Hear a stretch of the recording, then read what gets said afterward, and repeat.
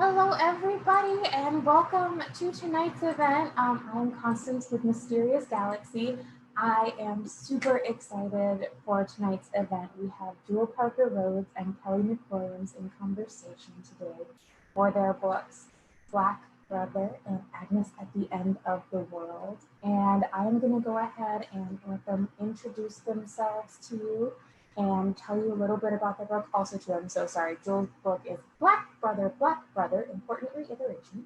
And also, too, just to let you guys know, you can order the books through us. They'll be doing signed and personalized book plates, which is totally awesome, as well as some cool swag items we have for Agnus at the End of the World. There is an awesome enamel pin that says, "Are you in rebellion?" Which, I mean, come on, who could get better than that, especially right now. So that info will also be at the link. And make sure if you have questions for our authors that you put them down in the comments section. They will be answering for you after they're done with like talking to you about their books. I am going to go ahead and disappear so you can see our authors' beautiful faces, but I will still be here and have a fantastically amazing event, everyone. Wow, thank you, Constance and Mysterious Galaxy for having Kelly and I. We're really excited and really happy. And one of the things that we thought we would do today is to talk to a lot about sort of our writing strategies, as we evolved the novel and problems and tribulations that we had in making these books. But I will start off with Black Brother, Black Brother. And actually, the reason why it's Black Brother is because one, it's about two brothers and they have the same genetic DNA, but one is darker skinned and one is lighter skinned. So the darker skinned brother has, experiences regarding bullying that are based on racism, racial bias, and colorism. And in a way, this mirrors my biracial family in that my son is darker and Kelly is lighter presenting. So this sort of grew out of my personal experience. But also the bully at this private school that they go to taunts the younger brother with the darker skin by literally chanting black brother, or you're the white brother, but you're, hey black brother. And he turns that word of blackness and brotherhood into such nastiness. And so part of this is about my character Dante developing the self-love and developing his own grace and integrity to be triumphant, where he embraces all that he is. And he says to, the world, he says to the bully, I'm going to be me. It's your problem that you can't see me. And actually, the way in which this book got started was from Ralph Ellison's Invisible Man. And in that very first couple sentences of Invisible Man, Ralph Ellison writes, I am an invisible man. And it says, and it goes on, I'm not ectoplasm, I'm not some spook, I'm not some ghost, I am invisible simply because you refuse to see me. So it's really talking about the white gaze refusing to see people of color as human beings, as just as equal and wonderful as any other sort of unique person in the universe. And so that actually speaks for me to the timing of the world that we're living in right now, that George Floyd, Black lives aren't seen in their visible glory. And so this is a book for middle grade, early teens to be sort of like triumphant and saying, yeah, brotherhood is strong, and these brothers, they see themselves and love themselves, and the whole world should see them too. That was How did you get your title, Agnus at the End of the World? Yes, so this is Agnus at the End of the World. And that was a great summary of Black Brother, Black Brother. What I would also say about it is that it's a sports story. There's some fencing in it, which is super cool. We'll get to that. The way that Dante finds himself is through fencing and through sports, which fencing is also has some historical roots in the Black community that aren't often talked about. But Agnus at the End of the World is the story of a 16-year-old girl who escapes from a fundamentalist cult. And it's the type of cult where medicine is forbidden, where, she's not allowed to wear the color red, where it's a polygamous cult, like young girls can be married to older men with as many as 6 wives. And her younger brother has type 1 diabetes, and he's not going to survive in this cult, she's pretty sure. At the same time, going on in this world, there's a pandemic beginning to rage. Very different from the pandemic that we're experiencing now. And I wrote this 3 years ago, so I certainly didn't see COVID-19 coming or anything like that. But so when she finally gets the courage to run, she runs into what she first sees as a broken world. And one of the things that she has to learn is that it's her responsibility if she wants to make a world that's fit for her brother. It's her responsibility to be in rebellion. So in a way, it's also very much about siblings. So your title, Agnus at the End of the World, is really about that turning point of when she discovers that the world that she was expecting is gone. And then the novel is about how she goes ahead and reclaims it. I love your book, Kelly. Oh, thank you. It's the sort of the central irony is that, she finally finds the courage to escape from this cult, which is a terrible world. And the world that she expected, that she anticipated, is completely gone. And I can imagine this book resonating a lot with teenagers right now who are graduating from high schools or from universities, and they don't know, what their job situation is going to be. They don't know what school is going to be like in the fall. And I do think that I was probably in part inspired to write this book by graduating into a financial crisis, where you're like sort of waving around your English degree. I think that was certainly a part of it, was that, the world that we prepared for, the world that we wish and hope for, it's not always there. It's not always what we expect. It's not going to always give us what we want. And part of the coming of age journey is learning how to have that agency to create the world that you want to see. Absolutely. Well, I love the empowerment and the spirituality in your story. And we can talk about how I have that too. So mother and daughter, yay, go and uplift as part of our, I guess, both of our sensibilities. But yes, mine is a sports book, and I never thought I would write a sports book. People who might have read my stories, they're all so different. And what happens for me is that somehow, I'll just get like something that I get interested in. I'll read it or I'll hear something and it just sticks with me. And it sticks with me for a really, really long time. And eventually it bubbles up into a book. So for me, this book's origins actually started like almost 35 years ago when I was reading a Smithsonian magazine, and it had a picture of Alexander Dumas, and he was this gorgeous Black man. And I went, Alexander Dumas, the guy who wrote Three Musketeers, Count of Monte Cristo, The Man in the Iron Mask, he was Black? Sure enough. He was a Black Frenchman. His mom was from Haiti and his father was a French aristocrat.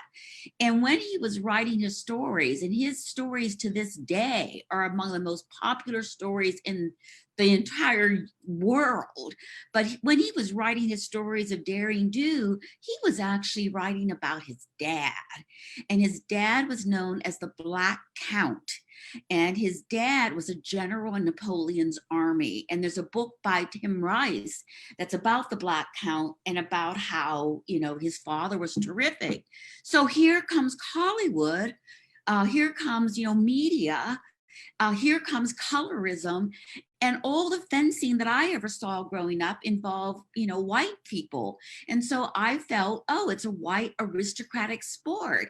And, it's not, and in fact, one of the things that then sort of reoccurred is in our least recent Olympics, the Brazil Olympics, the fencing team had several men and women of color, African-American, biracial American, Asian American, and a lot of that came from a guy named Peter Westerbrook, who was a fencing champion and started in New York, a free, and it goes on to this day, a free Peter Westerbrook Foundation that trains kids for free how to do fencing. So like the whole new slew of these talented fencers, even, the young Muslim woman, Itabaji, who won, I think, bronze for saber, they come out of his foundation. So I also wanted to show a sport that other kids of color can aspire to. And there is a sort of racism that comes with wealth and lacking wealth, whereas it was easier for kids of color or kids that are impoverished to pick up a ball and play a ball sport. But other sports like, snowboarding, ice skating, fencing, there's ways in which money as well as colorism sort of reinforce one another, and you don't have representatives and role models. So I wanted to also do a shout out of here's another sport that can bring you joy and enrich your life. Yes, and this book is for middle grade readers. But I actually think that it's a great read no matter what your age. I mean, it's so well written. Your craft has been so finely honed over the years. Middle grade. Another way of saying I'm getting old. No, it's really, I mean, watching you, when my mother, when I was a child, wrote these adult books, like sweeping, epic, often like historical books. It was an incredible career. But when she started writing books for kids, like Ninth Ward was, I think, the first one. Mm-hmm. And then we have the Louisiana Girls trilogy and Ghost Boys, which you can see behind her, and Black Brother.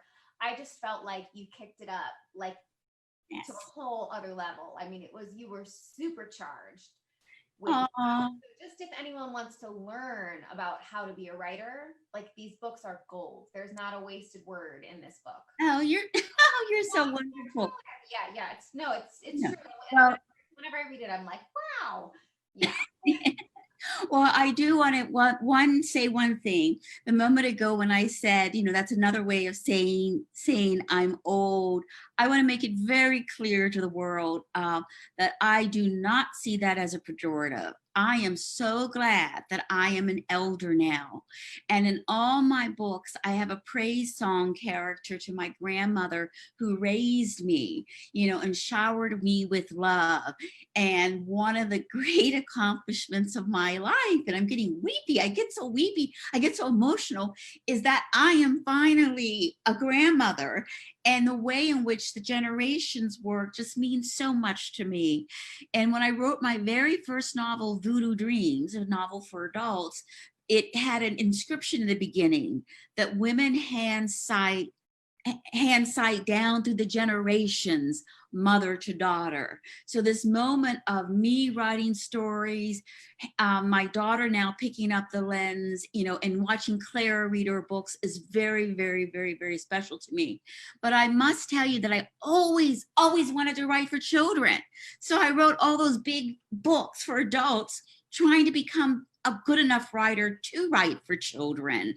And I'm really glad that I started with adult books. So I was the generation that sort of was introducing women's studies and protesting for African studies, ethnic studies, to be part of the academy. That's my academic generation.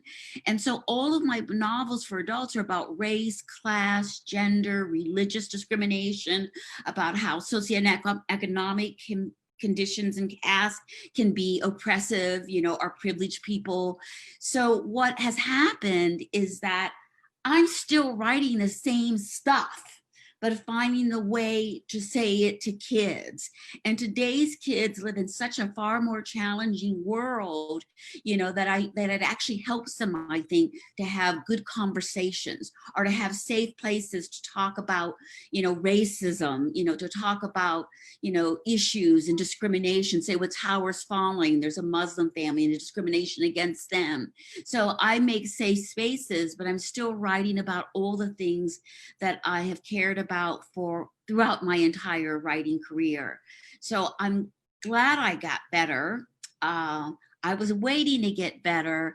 And when I finally I had an adult novel come out the day that Hurricane Katrina hit, and it was bittersweet.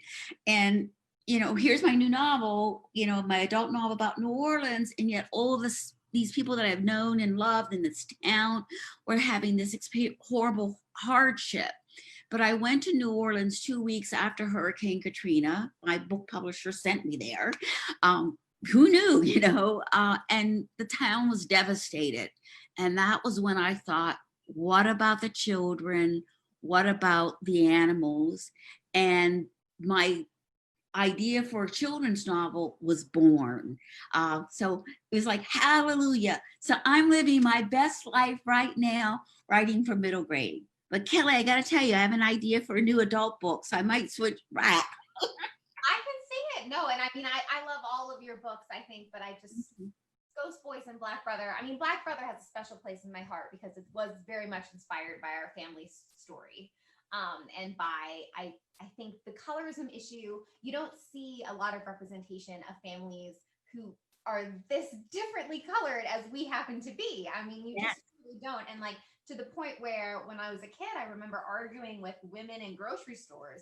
Oh, well, you can't be brother and sister. Yes. You know, I mean, I would argue, and I was 3 years older than my brother. And like, I still remember, you know, people trying to figure out what's what. And, you know, he must have been adopted. And so and now I see more and more biracial families and blended families as well. And I think it's just even more important. So just to me, it was wonderful to see this. And of course, Ghost Boys is just, you know, quite wonderful. Well, thank you, my dear.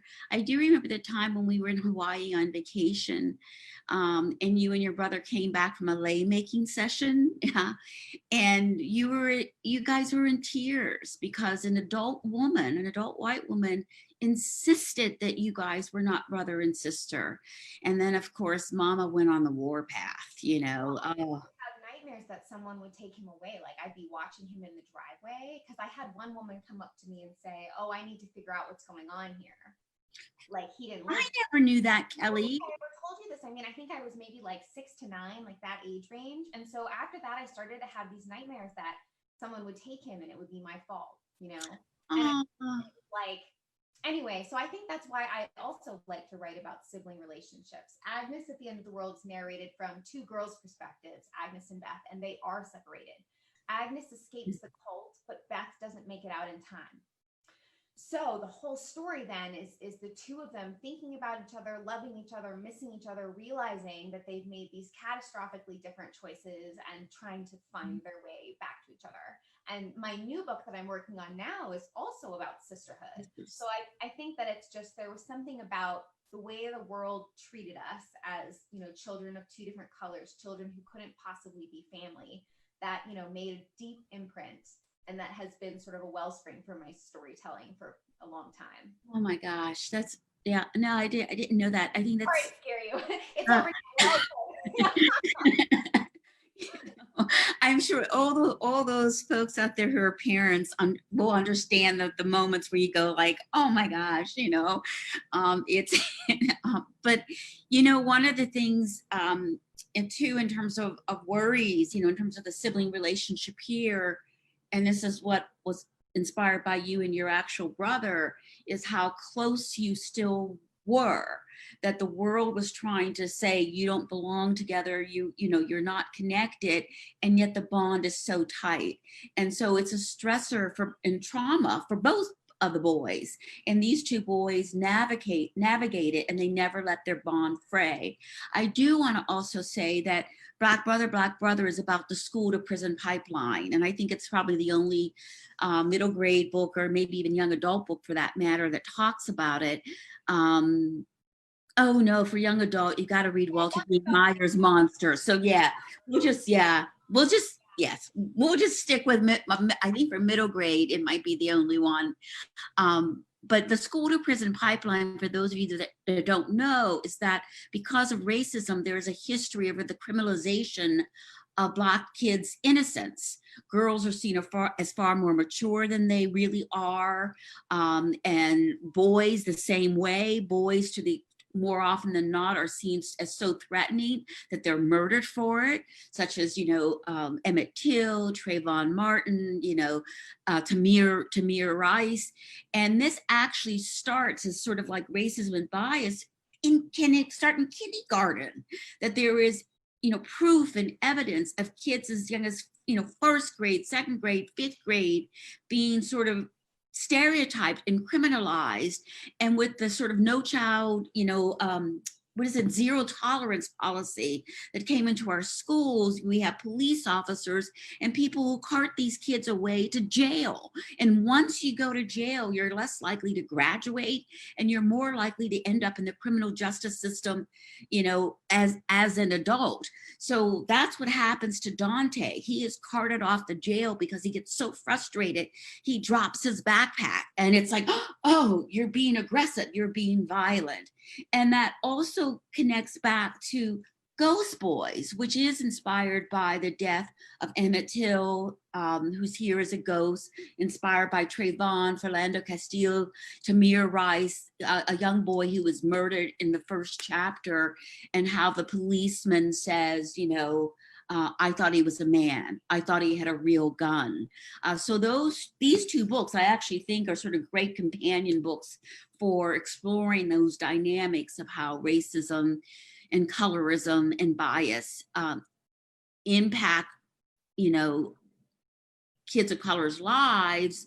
But there is, I think, another impact that maybe one day in another novel, or you'll be doing it, that even if you're the lighter brother, or there's a sort of rainbow color of browns within your family, sometimes intra-racial prejudice and intra-racial bias is just as damaging. So it's like, let's just forget superficial characteristics, color, skin tone, hair, eyes.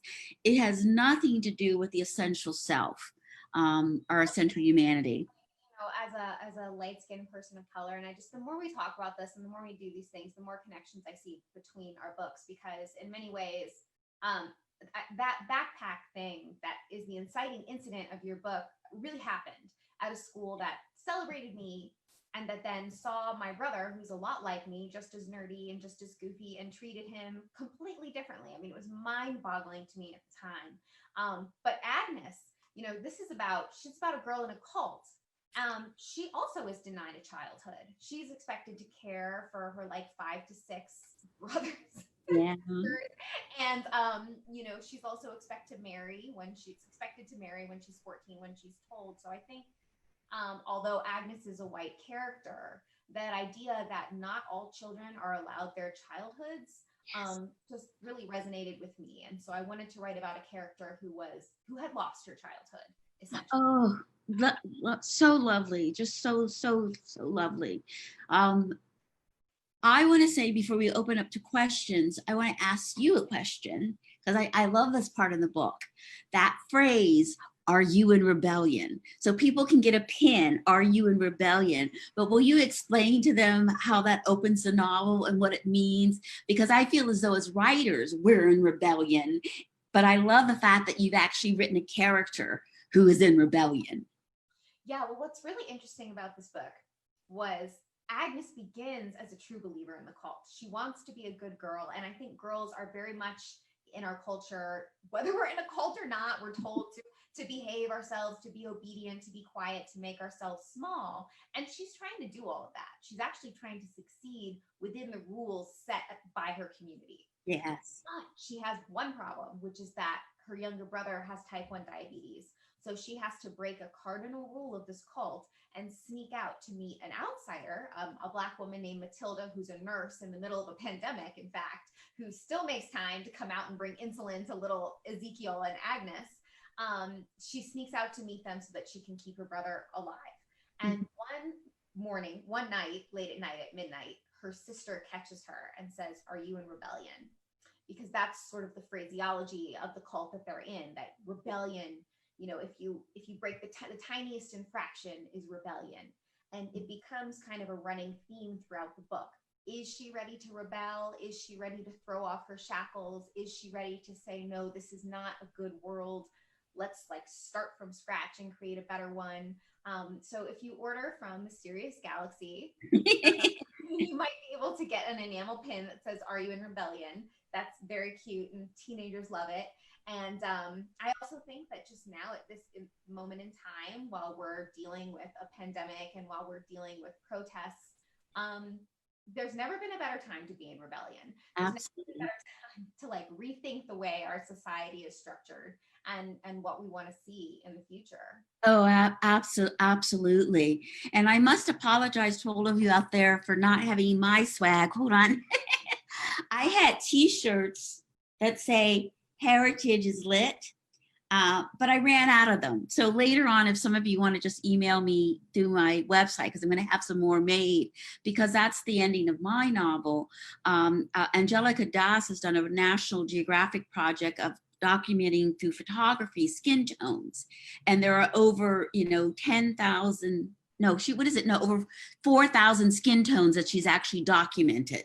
And so finally, at the end of the novel, Dante and Trey, they want to play with their classmates about, what does skin color matter, and to get them to see that it's heritage. So what's yours? Where do you come from? Why can't we celebrate all of our sort of ethnic backgrounds? And for me, that's significant because, to me, we all descended from Lucy, or that the genetic material, makes us all the same, and it's glorious.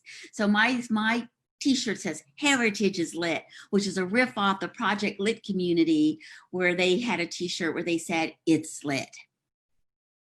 I love Now, that. do you have any questions? A question for you. Yeah. How long did it take you to write Black Brother? Black Brother, I think it took me about maybe 18 months. And that was perhaps that's pretty fast for me. And I think it was because it bubbled up out of Ghost Boys. Now, Ghost Boys, about the murder of a young Black kid, took me 2.5 years because I would write and then cry, write and then cry, and then add new and new layers. And I think in some sense with Black Brother, I knew maybe in terms of the family connection, my kids were good. My marriage, my family is good. So I knew from the get-go that this is going to be a celebration, of these wonderful two brothers. And I would finally get to write my story about Alexander Dumas after 30 some years. And it's sports. And here's a secret that I'll tell you. I'm surprised I wrote a sports book because I'm not very good at sports, but I love sports movies, just absolutely love them, it's the craziest thing. But, so I think that in that ways, it was just such a relief and a joy to write. And I kind of knew the story because I had lived some of it. And I wanted to show just the triumph. I wanted to show the love. And so it came pretty fast. Yeah, Agnus at the End of the World took me about 3 years to write. And it was after a long time of sort of trying different stories and finding that they weren't the right story for me and sort of backing away from manuscripts and projects. And, for most of my 20s, I think like many people, I just wanted to be a writer, but I didn't necessarily really have a story to tell. Yeah. But when I was pregnant with my daughter, I started to have this recurring dream about this girl traveling through a desert with a small child, and she was running from something and trying to run to somewhere. And I wanted to know what was going on. Like, what was your story? Where was she coming from? And I grew up in Arizona, and you may not know this, I don't know, in San Diego, but the Southwest is a hub of cult activity. So I grew up surrounded by news about like this one in particular crazy cult. The Fundamentalist Church of Latter-day Saints, which is not to be confused with the Mormon Church in any way. They're completely different. They've been disowned by them. It was a polygamous sect. And I remember seeing this video of the FBI arriving on FLDS land, and the women and children who were all wearing these prairie dresses wouldn't leave. They were so brainwashed. Their spirits had so been broken that they didn't take the escape that was offered to them, even though they were living under horrific conditions.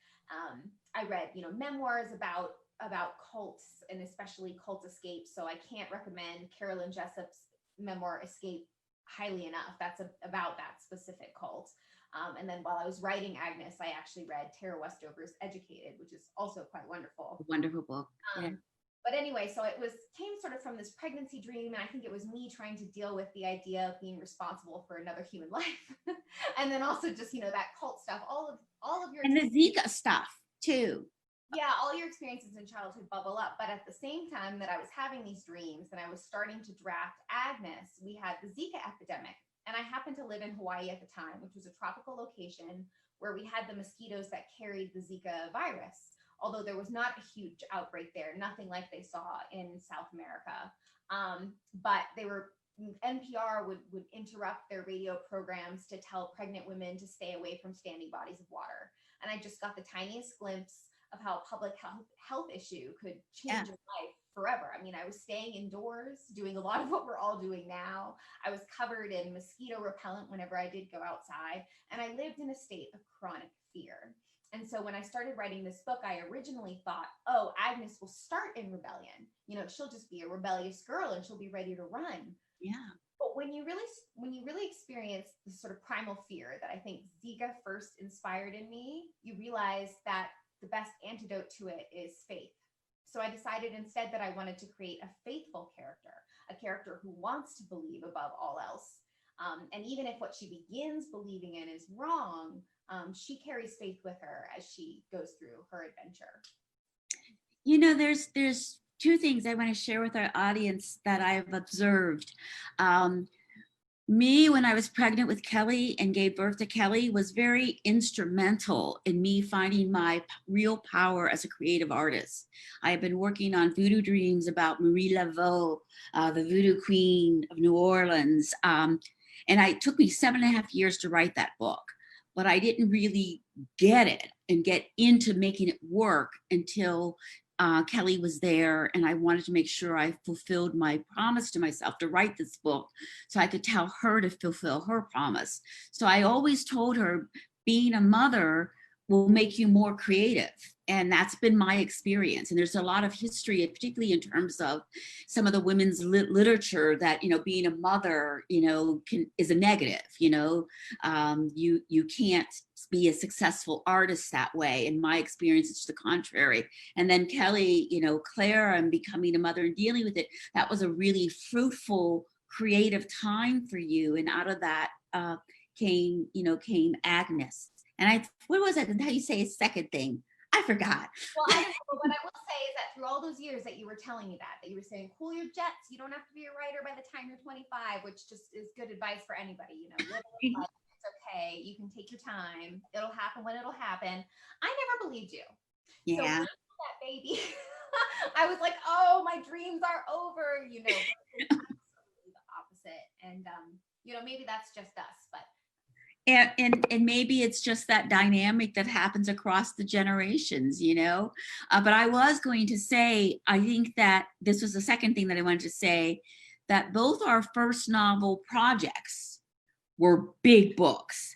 Voodoo Dreams is like a big book, you know, in terms of that it's an epic book. And Agnus at the End of the World is a big epic story. And one of the things as writers, you know, you have to hold a lot of chaos in your brain and get it sorted out in order to, like, you know, make the narrative come alive. So the fact that you picked such an ambitious project, I think I'm so proud of you, but I have also had the experience that if you keep being ambitious, you get better even faster. So it's sort of like, that's what I tell my students when I teach them writing, you know, go for the goal, go for what you think you can achieve, because you'll learn so much more as you're trying to get there.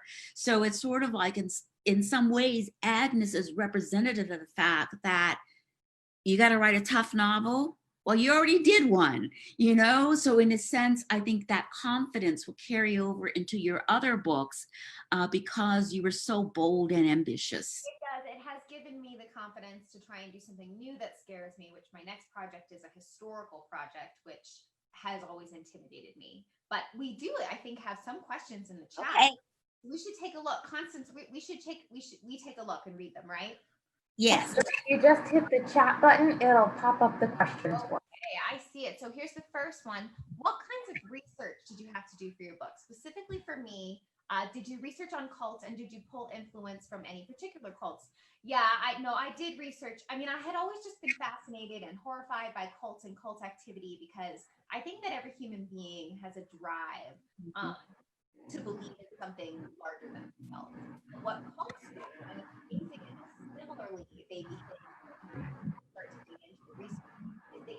turn that really positive impulse against their followers. They use it to control them and to keep them trapped. And so I was very much inspired in this book in particular by the FLDS church. Not even church. I mean, the man the prophet who ran it is now serving prison time for child marriage. But I read quite a few books that were research into what makes the difference between a religion and a cult. And you can always tell the difference between a religion and a malignant cult, because a cult, it wants to hurt you. It wants to make you small, small, small, small so that you're easier to control. So when you start to look at a situation where there's tons of rules that make you deny pieces of yourself, whenever you see those strains of fundamentalism, it's a red flag. And there are even some religions that the FBI has currently flagged in their gray zone because they are introducing some cult behaviors. And I would say that this has been a really interesting book because I've gotten so many messages from like LGBTQIA teenagers talking about, you know, the organized religions that they grew up in and how they saw parallels where they wanted to keep parts of their faith, but parts of it they felt were cutting them down. And I think one of the prime messages of Agnus is that you don't have to take everything that's been handed down to you at face value.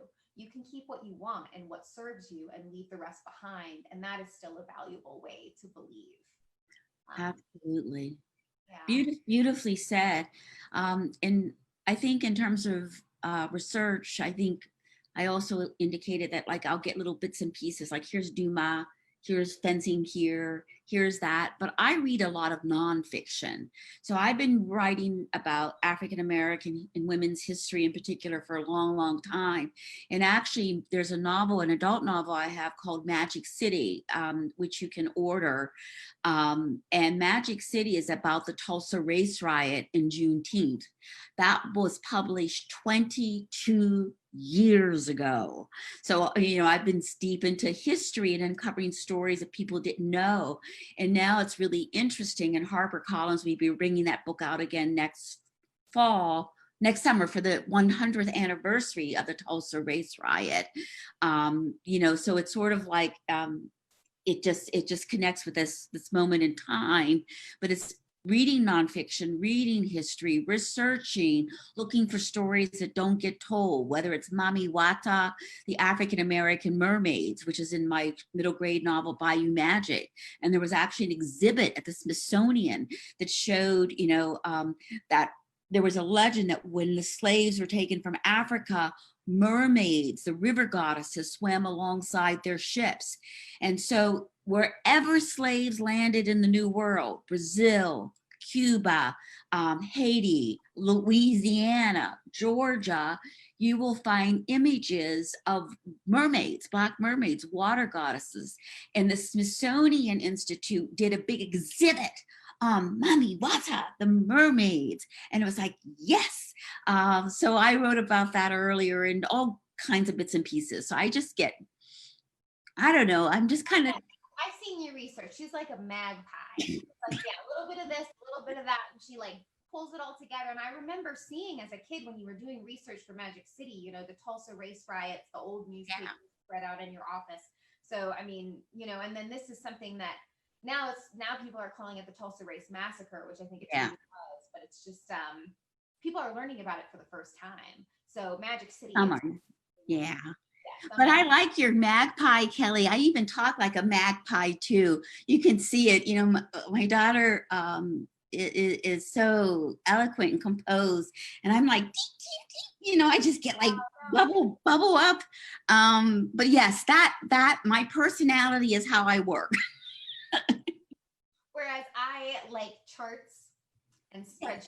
That's how I organize my research, and I have my list of books, and you know, cult books in particular that I had a huge list, and I just worked down it methodically, and I sticky noted, and so. But we should probably get to some different questions. Danielle asks, what was the most emotional scene for you personally to write, and why? And I'm going to give that one to you first. Oh my goodness, the scene where the mother of Dante's mom is African-American, and she goes to prison to pick up her son from the jail cell. that was emotionally hard for me. And she's going, unbelievable. They called the police before they called your parents, which is something that happens often with children of color. But I felt that was getting at an experience that I had with my son, where somebody threatened to call the police on him at the school that Kelly was talking about. And it was like I saw my son's eyes flash, his life flash before my eyes. So in that scene, basically the white police officers are not hospitable at all towards her. But then when her husband walks in, who's a very tall white guy, like my husband, all of a sudden they change. And so showing that racism and how a woman of color is treated versus how a white man is treated, but they are both there to see about the welfare of their son, who's been held, for no good reason. Yeah, that would have been my guess for most emotional scene. I think it's one of my favorite scenes in the book too. And then also when the mother goes to bat for him, is fighting as his lawyer, as the judge. A mama bear. Yes. Saw you in those pages. Okay. What's another question, or were you going to answer on that one too? Is that okay? Yeah, for me, the most personal and emotional scene. Well, I don't know if it was the most personal, but maybe it is the most emotional. So there's Agnus and then there's Beth. So here's Agnus, and she gets to be on the cover because she's the teenage girl who wants to save the world. She's the selfless one. She's the brave one. Her younger sister, Beth, really just wants to kiss boys, get out of this crazy cult, and like maybe get a lower back tattoo. Like those are her goals in life. And I honestly respect all of those goals equally. Like girls got to do what a girl's got to do. But there's a scene where she has made the wrong call. She has let them sort of cow her by calling her a word that I won't use here, calling her a derogatory word for women. They, spray painted it and tagged her trailer with that and thrown eggs at her trailer because it's been, out and about that she's been kissing a teenage boy. And so she sort of doubles down into the negative aspects of this cult. She wants to get married to the patriarch. She wants to redeem herself in everyone's eyes. And it turns out to be a huge mistake. And in the end, she gets locked in a room with someone who's infected with the virus that is in this book, the fantasy virus. And she has to make a decision. Am I going to give up or am I going to fight to escape? Mm-hmm. And writing that scene, I might have written it like 10, 12 times. It was so difficult because I was like, okay, Beth, like, I know there's more depth to you than the butterfly tattoo on your lower back. Like, get it, girl, get it, like, find it, bring it out. And I feel like it's something that most women go through where we have to find what is our source of inner strength. Like if we don't believe, say, in a higher power, like Agnus always did, or if we don't have someone we know is always going to look out for us, or if we don't always feel safe, or if we feel marginalized in any way, it's like, where do you reach when you really need to be the one to take care of yourself? And she finds it, and she fights like crazy to get out of there. And but that was a tough scene for me emotionally, and it felt very personal. Constance asked, what kind of research did you do for fencing? And I think you addressed that a little bit with Alexander. Yes, I did go to the Peter Westerbrook Foundation and watched them fencing, and it turns out a very dear friend of mine, his nephew-in-law is actually, Ben Bratton, is actually a champion fencer who came out of that studio. And so Ben opened his arms and, introduced me to that community. But I also visited, for the most part, because I was living in California, smaller tournaments and clubs in California as well. And then reading. And the thing that really helped me sort of connect into the fencing was a sense that it was like chess. And my son had played chess, and he was pretty darn good at it, And so it's about that inner self, that strategy, that tactics. So it's not all about, just strength or bulldozing yourself through something. And actually that was the key that unlocked it. But I must tell you, when I saw in particular the fencers at the Peter Westerbrook Foundation, they moved just so beautifully, gracefully, and strong, and so their self-esteem was so big and wondrous. I just thought they were gorgeous. So for that alone, I would say maybe everybody should try some fencing. I love that. I love that. And we have Jewell, you mentioned the political and academic climate when you first started writing. How do our current times compare to when you first began? You know, I was actually, when I started writing, I was actually in a more hopeful place. You know, I started writing about why couldn't a Black woman make miracles? Why couldn't a Black woman be, you know, a real spiritual figure in voodoo dreams, you know, and how the diaspora had brought African traditions in the African American community. But that finding that voice, you know, I thought was a very good thing, that I had evolved in a world where I was now, I think, an assistant, soon to be associate professor. So things are better. Boy, did I get bonked right away. Because when we tried to sell that book, editors said, Black people don't read books. And it took 3 years for it to sell. And while we were waiting, that's when I started the Tulsa race massacre. But in a sense, I kept looking back and kept thinking, oh, I've got lots of liberty. I'm moving forward, moving forward. But I really had a breakdown, I think, when I became a grandmother and having so many incidences of young Black children and men and women being murdered got to me, because I remembered Emmett Till, and Oast Boys goes back to Emmett Till.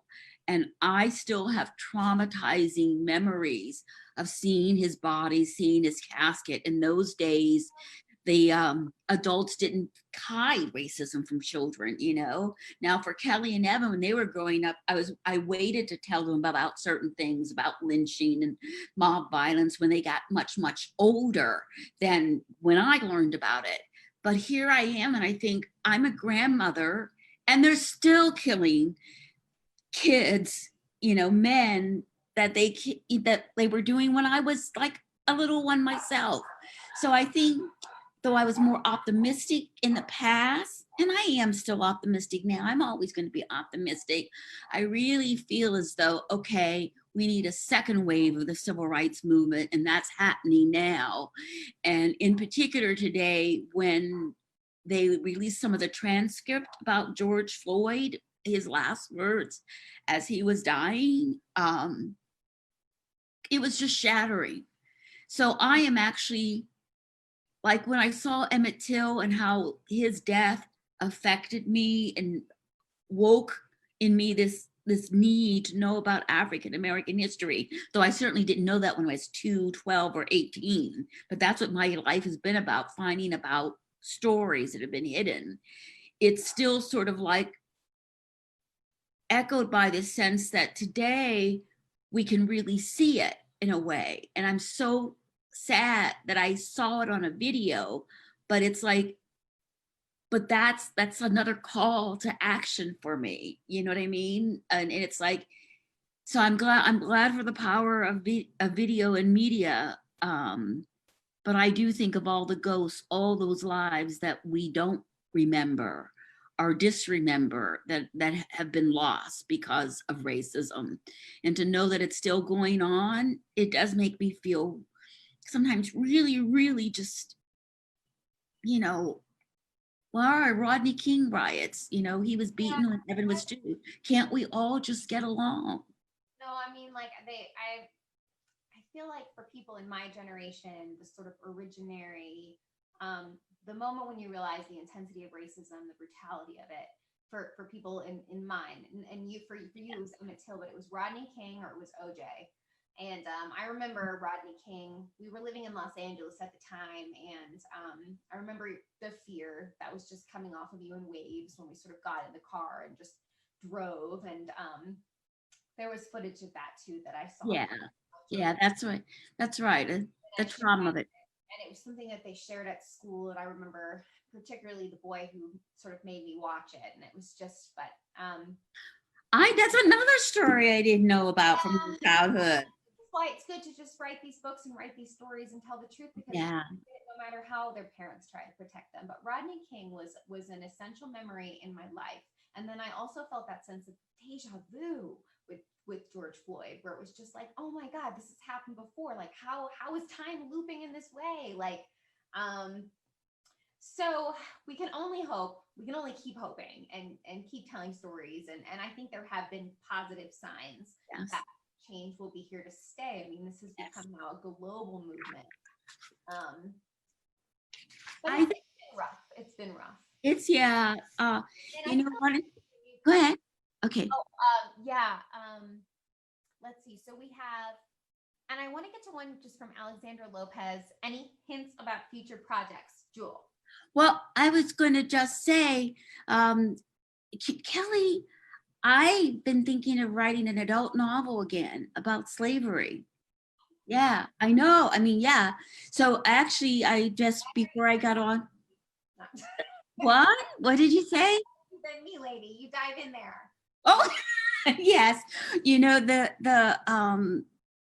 anyway, there I had an idea that I think is really workable, and I was just talking to my lit agent about it. So I think I might write, I am going to be writing another children's book about a children's classic that I'm working on. I'm working on, well, Paradise on Fire, which is about climate change and wildfires.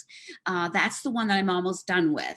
And next I'm also starting on one that's going to be a children's classic that I'm reimagining for, you know, this new world 2020 that we live in. And then because I think and take a while, the other project that has come up into my mind is to write an adult book going back into slavery, because that is the wound that we're still trying to excise.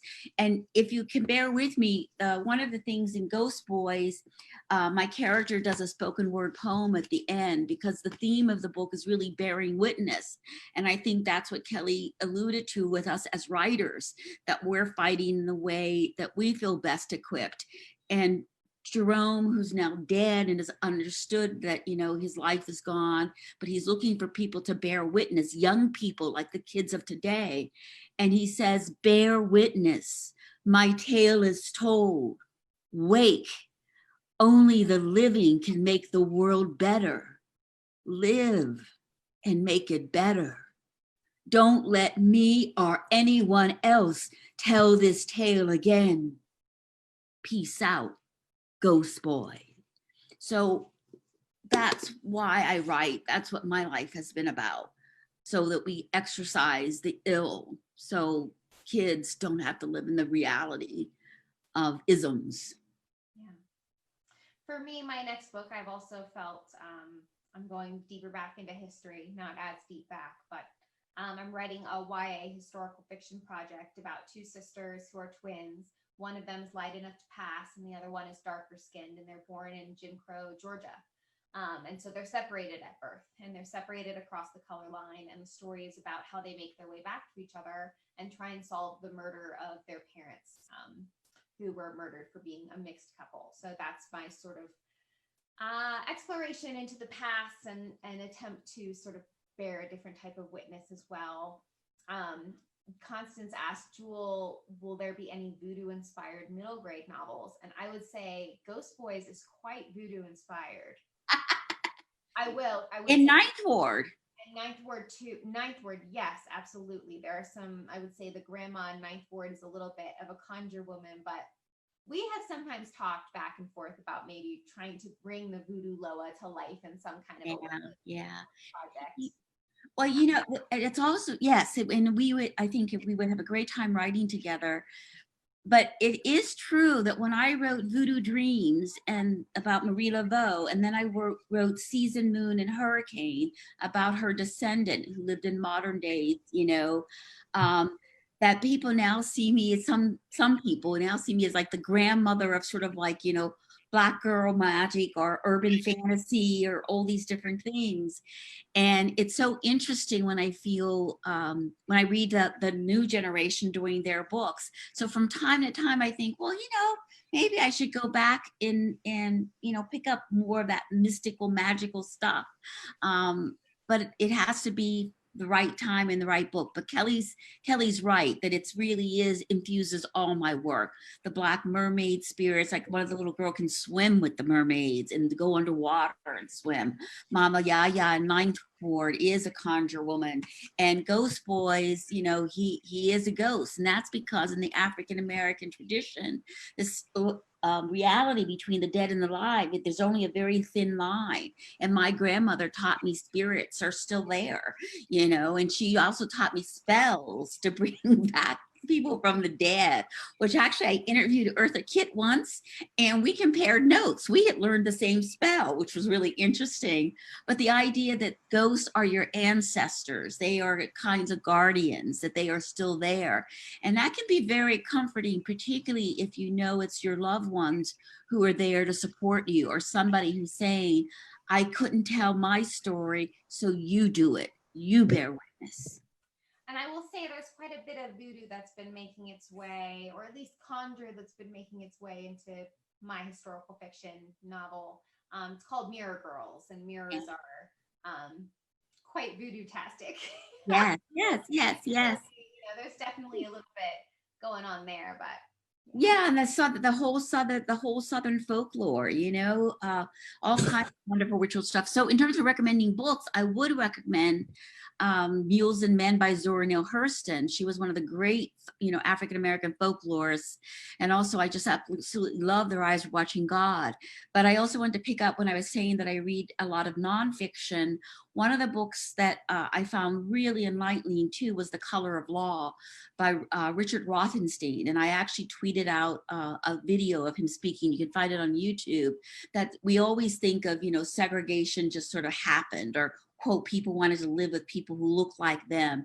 And he documents how the federal government really, particularly after World War II, instituted segregation, that they expected all the Black people to go south. So they built all these big tenements in the Northeast, thinking they would be temporary quarters. And they eventually all just go south. And they built houses in the suburbs for white people. And we know about redlining, red districting, and we think that, you know, oh, that was that white community that did that.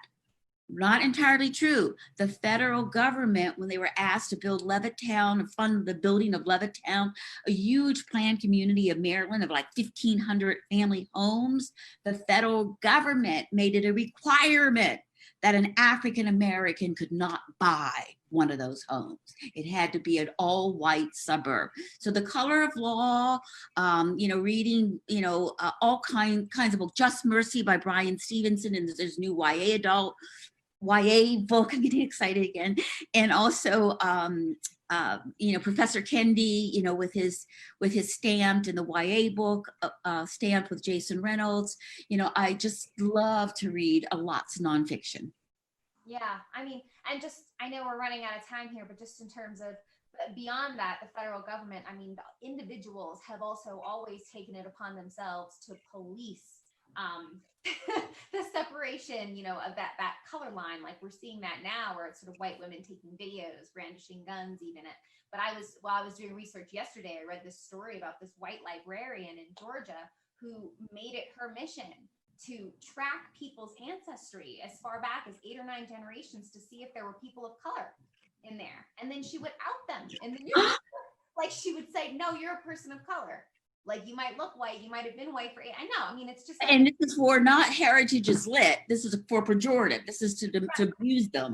No, this was to criminalize their identity. Yeah. And to put people in their place. And so that's, yes, there's the federal government that can work on that level, but then also we can't ignore that this individual policing continues to go on too.